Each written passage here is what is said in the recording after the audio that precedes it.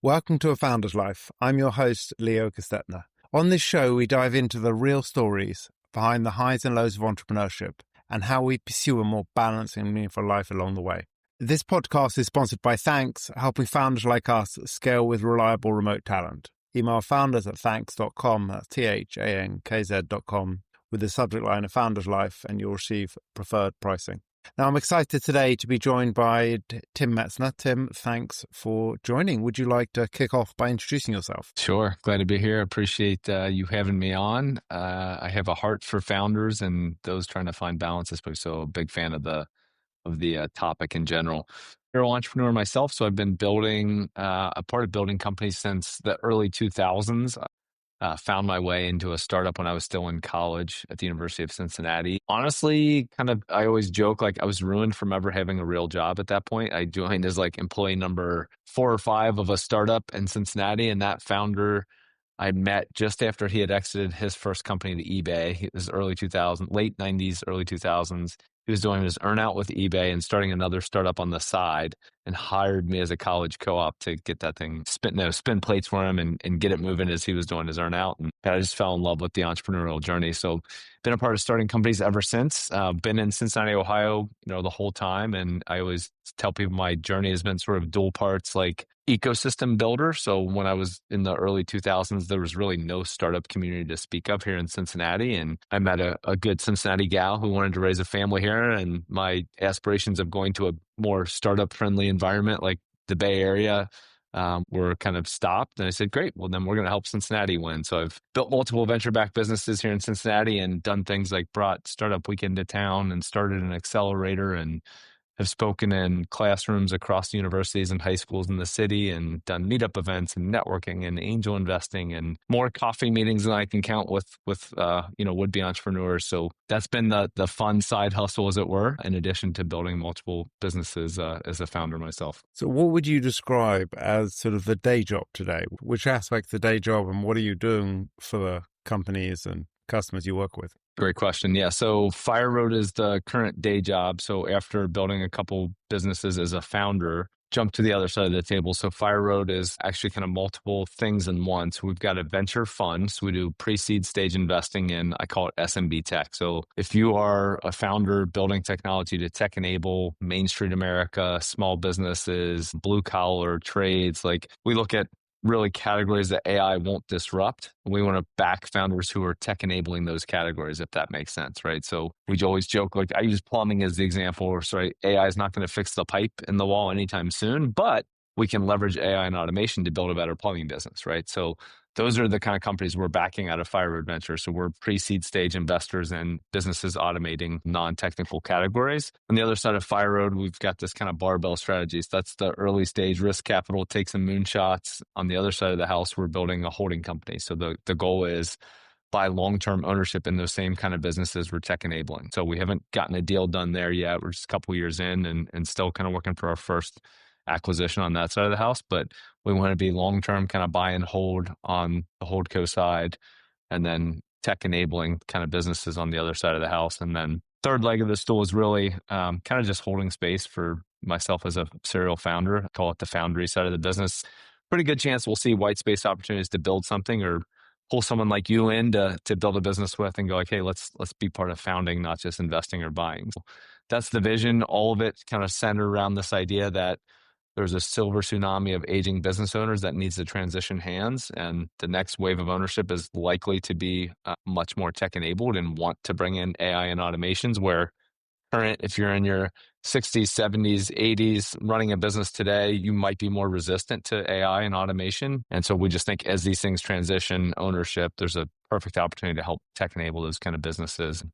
Obviously, since they're trading hands, it's a really good time to be buying into those companies as well. So that's the whole Fireroad vision in a nutshell. That makes sense. It's exciting opportunities there as the world moves forward into more tech-enabled. And yeah, as you said, those traditional businesses will always be needed. Yes, that's right. And talk to us a little bit about what family means to you, how your family looks. Yeah, so father of 4. I've got 2 boys, 2 girls. I've got 13, 12, 10, and 8 are my kiddos.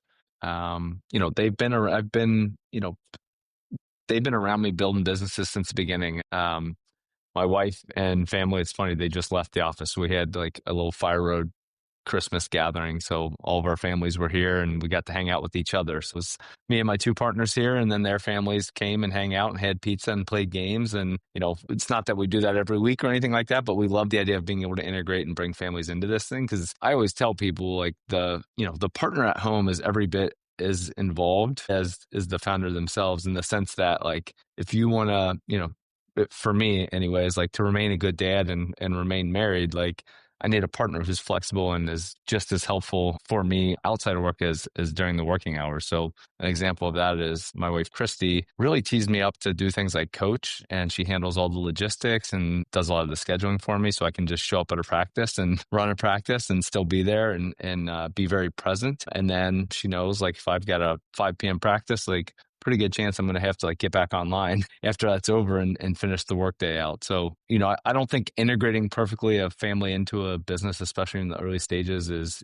easy necessarily, but I think it's worth the good fight of like, what are those places and spaces where I can find opportunities to bring the family into it? And, for me, that might be like grabbing one of my kids and taking them to one of the startup events with me, right? If I'm doing some extra hours stuff after work, like, why don't I take them to a pitch event? They sat in, I taught a class on venture capital at the University of Cincinnati earlier this year, and, brought my kids to a couple of those classes. Finding time and spaces where I can actually bring them into it, I think is really important for them to get to see what I'm doing and get a sense for the work we're doing. And that for me, it's like having a really hopeful spouse who can work with the flexibility I need, but also team me up to be a good father as well, has been powerful. It's all of that together, definitely. Mhm. And I love the combination of, with your co-founders having their families in as well. So everyone having a chance to really get to know each other.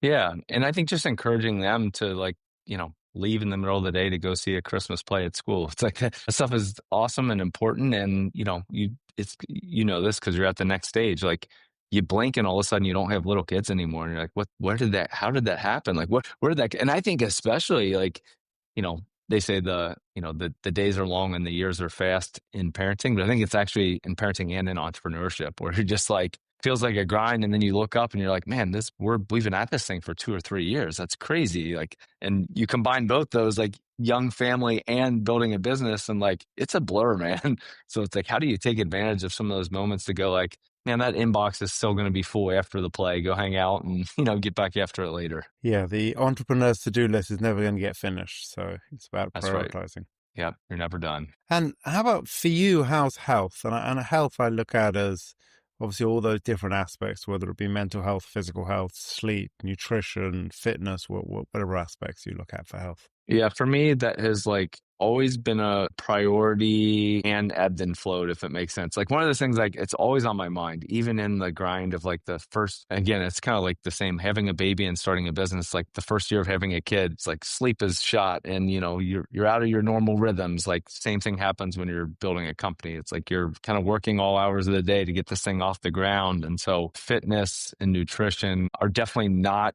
the same for me in that first year of business building. But I think it's one of those things where going into it, I kind of know that, especially after the first company and kid, you're like, okay, I should have a really strong base and foundation going into those early days so that I can maintain it. And if I take a step back, it's like a mentor once told me, he's like, man, don't beat yourself up if you're not at the gym 3 days a week or 4 days a week or 5 days a week in those early days. Like you've made it a priority throughout your life. So yes, maybe it'll wane for a little bit in the starting phase, but you'll come back to it. Like, have some people who will remind you and keep you accountable to that. But you can't do it all. So don't beat yourself up over, a temporary lull in that. But I also know well enough to know, like, if you get 6 months into it and you're still making excuses for why you're not at the gym or working out or why you're eating like crap, like, you're not going to be very effective in that founder chair either. If it's a marathon, and I believe it is, then you gotta maintain that health and fitness as well. So finding ways to kind of fit it in, and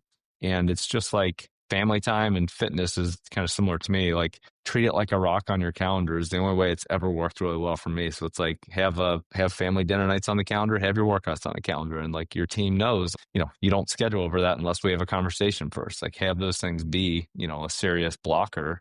And treat them like you would, an investor pitch, like hold it that sacred, right? So that's been That's been cool for me. Little hacks too, just like coaching's a good one where it's both a combination of family time and you're getting active. Like, you're moving up and down the court with your team, you're coaching basketball. For me, that keeps me active and moving. It actually a pretty fun moment this morning where I play pickup basketball once or twice a week when I can.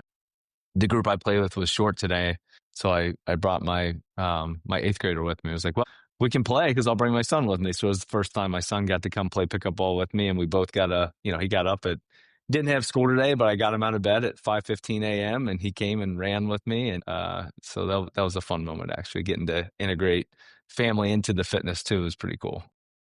That's fun. I love that. For me, that's been more on a one-on-one, but I love the fitness time with my kids. For my daughter, it's like when I'm in LA, which I'll be over Christmas, New Year, it'll be an hour's walk early in the morning every day. With my son, Awesome. It's hitting the gym and doing an hour and a half, a hard gym Yeah. session. And whatever it is, for me, it's that more one-on-one, but whatever that is, that linking fitness and family is a great time. It's pretty cool. And it's a good way to set the example. I feel like my guess is your kids are probably pretty active and fitness, health conscious because you are, right? Like that, that example matters quite a bit. I agree 100%. Plus, my kids have seen my bigger me when I was 50% larger than I am now. So, yeah. They've seen the health transformation. I've definitely given them an understanding and a healthy perspective. A wish. Yeah, a perspective. Yeah. Agree 100%. And what do you like to do for fun?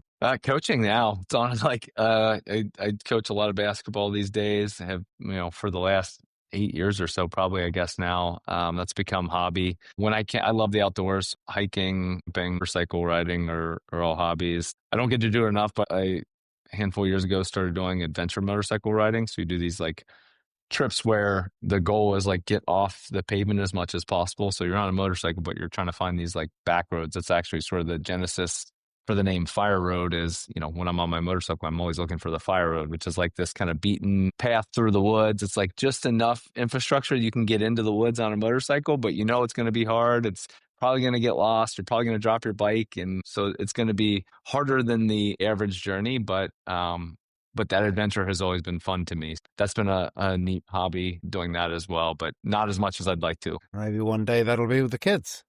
That's right. Son. Exactly. Yeah. And so I like to talk about a balanced life. Now, for me, the definition of a balance is not the perfect balance because we're never perfectly in balance, but it's overall sort of how does a balanced life look for you? I talk a lot about seasons, and maybe it's because I've been through like multiple entrepreneurial starts, kind of serial co-founder. I've gotten to see these different like ebbs and flows of like, man, there's some intense phases in the early days, or you get to a point where you've got sort of you work for a few years and then it's like, man, we actually have an opportunity to build something special here, but the window of opportunity is small. And so there's going to be some sprint phases in the journey. I've always tried to make it a conversation with my wife such that like she knows, hey, for the next 3 months, I'm trying to close a fundraise. Like I'm going to be jamming. Like I'm going to be going really hard, harder than I wanted to be going and harder than normal. And let's both agree, like that's not going to become the norm. Like, so if we're a quarter out from now and, my schedule hasn't changed at all, like I want you to hold me accountable to that. And likewise, like, in seasons where it's not as intense at work, like I'm going to take some extra time to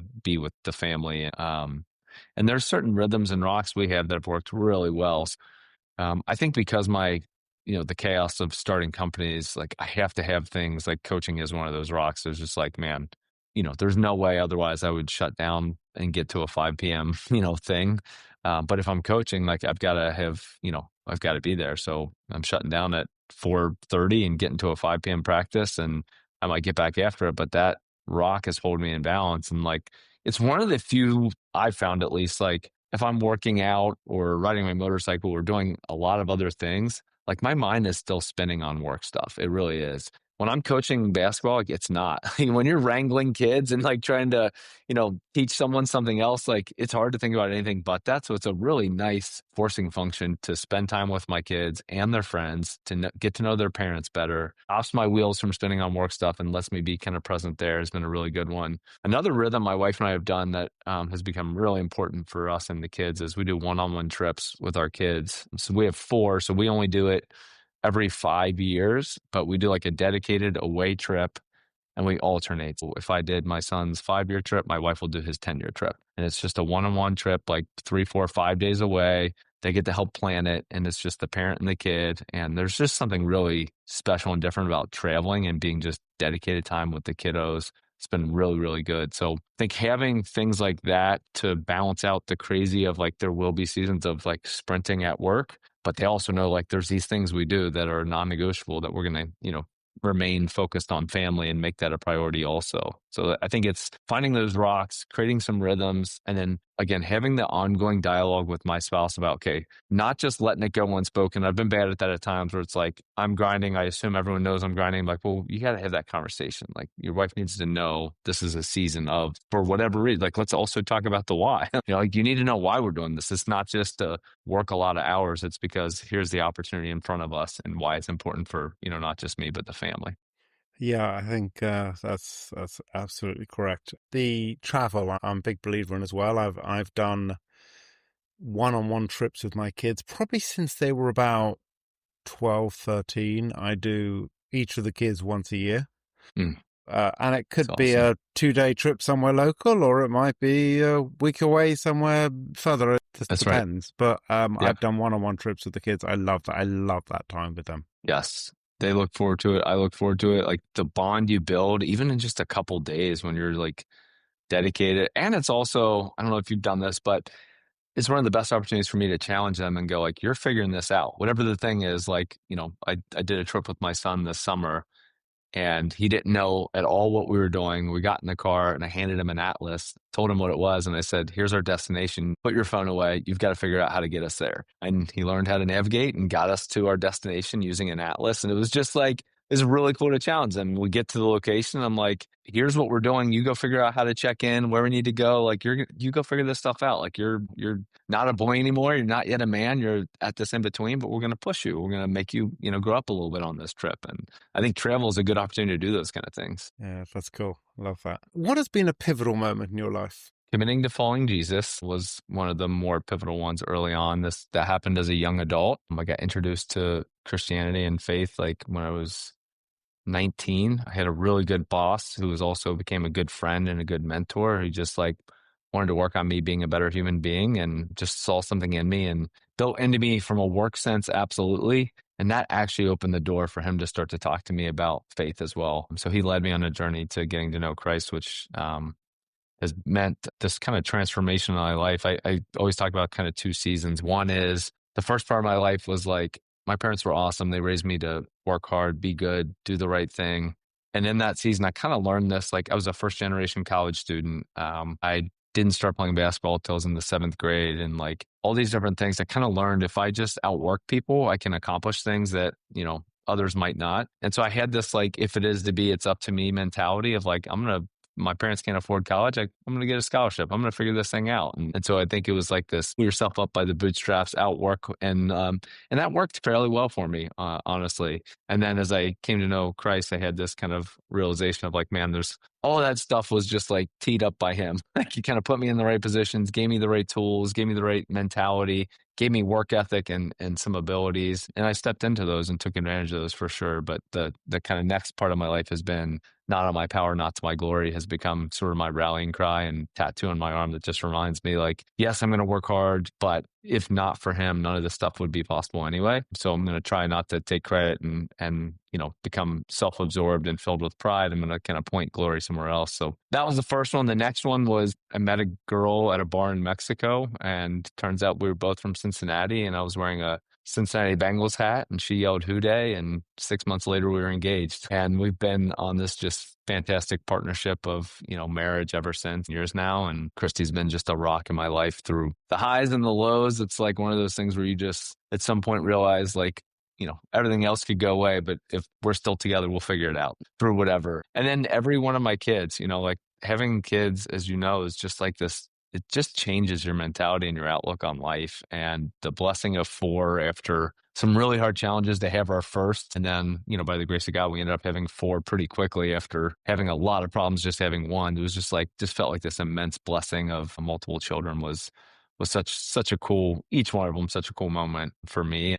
Being dad has been definitely the coolest role I've had throughout my journey. And, I'm not perfect at it by any stretch, but prioritizing getting better at it, I'm just grateful for even the desire to want to be, a good, present, loving father. I think there's no being perfect. It's just about being present, as you just said there. And what's one piece of advice you'd give to an aspiring entrepreneur? Work with the right people. I mean, as I look at anything I've done early on, I think I was just really kind of fortunate and lucky and blessed to be put in front of people that ended up being great mentors and great to work with. And then over time, as I've built multiple companies, it's like I realized pretty early on the value of team. And so I think there's just so many things I'm not good at, honestly, that left to my own devices, like the ceiling on what I'm going to build is pretty low. And so understanding my strengths and weaknesses, being pretty open and honest about those, and then, augmenting those with great co-founders and great early employees around the table. Like, man, it is the only reason I've had any level of success is the people who've been around me.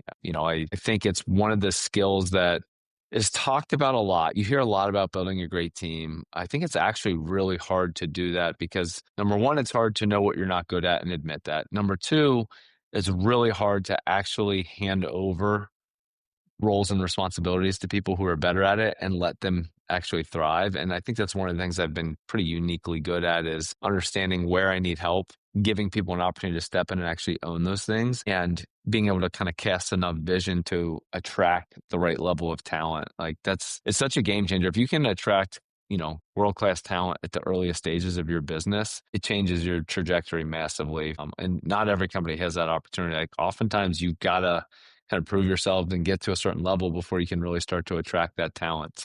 I think if you can focus on building the right network early on so that you'll be able to recruit and attract great co-founders, employees early on in the journey. And that means way more than I think I would have given credit to, in my early 20s for sure, where I just felt like I'll just keep working harder, right? I'll figure it out. I'll learn it. And there's something to that as well, but you can spend a lot of time trying to learn a skill versus bringing in someone who's it's one of their superpowers. And how can people find you? Yeah, I'm pretty active on LinkedIn. So look me up there, Tim Metzner on LinkedIn, and tim@fireroad.io is my email address, and I'll try and respond to most of those as well. So those are the easiest ways. Well, thank you for joining us today. Yeah, thanks for having me, Leo. Appreciate it. And thanks for listening to today's episode. If you enjoyed the conversation, don't forget to subscribe to the channel, tell your friends, and please leave a review.